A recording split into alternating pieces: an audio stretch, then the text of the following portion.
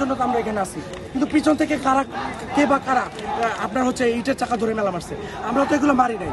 ঠিক আছে, বারবার পিছন থেকে প্রেসার ক্রিয়েট করা হচ্ছে, এগুলো করে তাদের উপরে আমাদেরকে ক্ষিপ্ত করাই দিচ্ছে এবং বারবার সাউন্ড গ্রেনেড মারা হচ্ছে।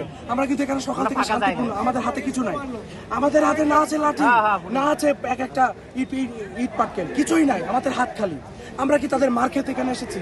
4 স্তরের নিরাপত্তা দেখেন, সীমান্তে আমাদেরকে গুলি করে হত্যা করে ভারতীয় বাহিনী, বিজেপির সরকারের বাহিনী, এই সীমান্ত প্রহরীর এখানে দাঁড়ায় আছে আমাদের গুলি করার জন্য। ধিক্কার জানানোর ভাষা না, আমি লজ্জিত এই দেশের নাগরিক হয়ে।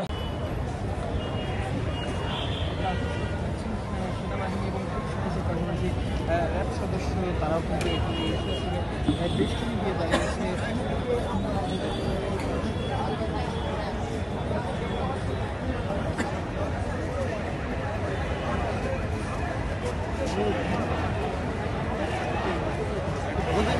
পর থেকে আওয়ামী লীগ কত রকমের অর্জন তারা তৈরি করতে পারছে, সেখানে কোনো প্রশাসনের কোনো ভূমিকাই নাই, তারা নিরুপায় হয়ে গেছে, অসহায় হয়েছে। অথচ আজকের এখানে সবাই যে ছাত্ররা এখানে আসছে খালি হাতে এখানে আসছে, শান্তিপূর্ণ সমাবেশ করছে, তার ভিতরে গ্রেনেড হামলা চালাচ্ছে।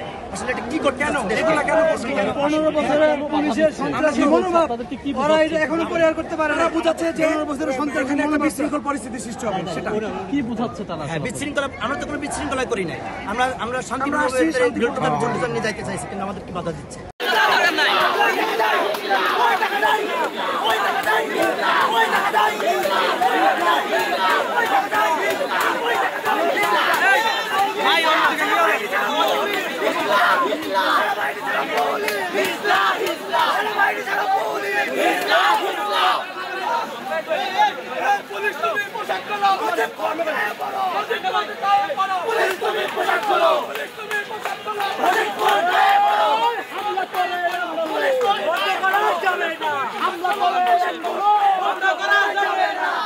দেখেন, রায় পিছে 17 তারিখ আনা হয়েছে, 17 নভেম্বর।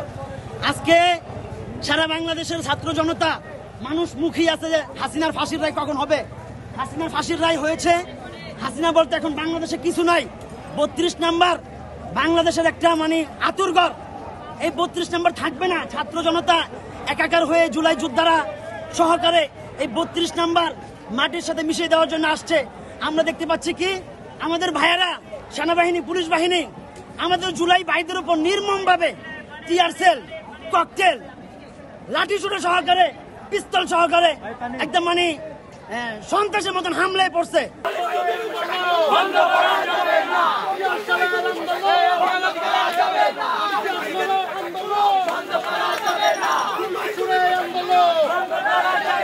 গুলি মেরে আন্দোলন আমরা করে আন্দোলন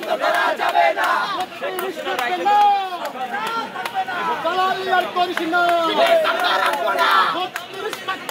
দালালি আর করিস না, দালালি আর করিস না, থাকবে না, থাকবে না, দালালি আর করিস না, থাকবে না, থাকবে না, দালালি আর করিস না, দালালি আর করিস না, থাকবে না, থাকবে না, দালালি আর করিস না, দালালি আর করিস না, থাকবে না, থাকবে না, দালালি আর করিস না।